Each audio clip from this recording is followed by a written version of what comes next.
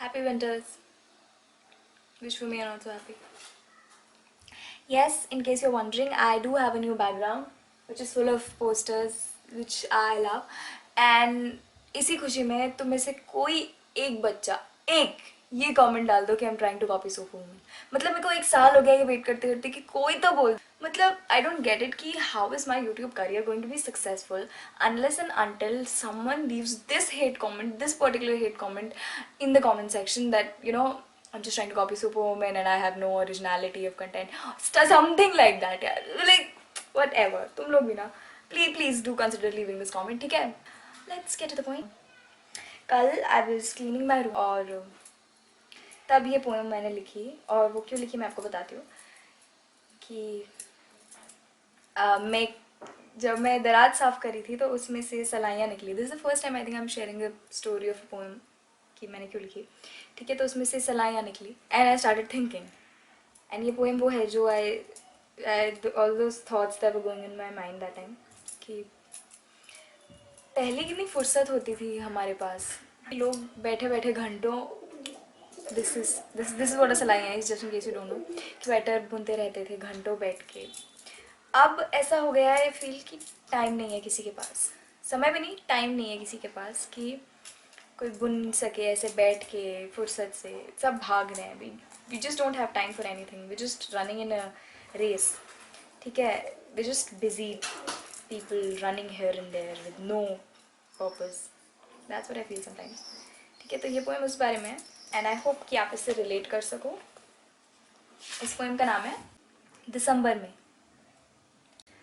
दिसंबर में दराज से सिसकने की आवाज़ें आती हैं. गीली सलाइयाँ कुलबुला रही हैं. किसी के हाथों को छूने को बिलख रही हैं. अब वक्त के धागों से उलझी हैं उंगलियाँ. ऊन को अब बुने कौन, जो स्वेटर बुनते बुनते सलाइयाँ सुनाती थी. उन कहानियों को बैठकर सुने कौन.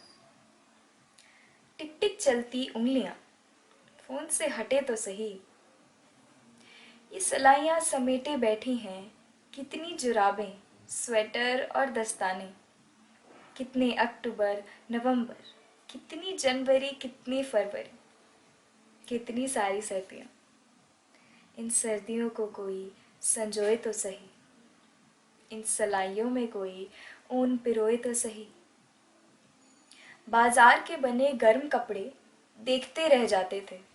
कहती हैं जब मेरे एक एक टाके में से प्यार झांकता था, दुलार झांकता था. जब बुनने वाले ऊन के साथ साथ दिमाग में चल रहे ख्याल भी गलती से बुन देते थे, हम भी चुपचाप सुन लेते थे. दोपहर की घनी धूप में या ठाली शामों में फुर्सत निकाल कर कुर्सी पर घंटों बतियाते रहते थे हम. रुआंसा होकर कहती हैं अब कोई हमें भूले से उठाए तो, कोई हमारे भी हुनर को काम में लाए तो. मजबूरी के रेशों में उलझी हैं उंगलियां. अब किसी नन्हे को तोहफा देने को गर्म कपड़े बुने कौन.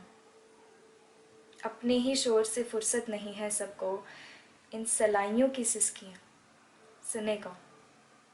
दिसंबर में दराज से सिसकने की आवाज़ें आती हैं.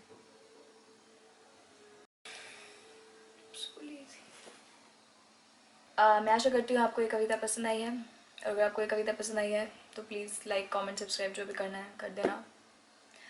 और कविताएं सुनी है तो I may put the link in the description below depending on how lazy I am. And there's a Facebook page called High on Shairi on which I'm pretty active. और Instagram भी है, Twitter भी, अगर follow करना हो तो. नहीं करना हो तो छोड़ो. I have observed that winter is the season of laziness and lethargicness. Lethargicness is not a word, lethargy. I have noticed this that winters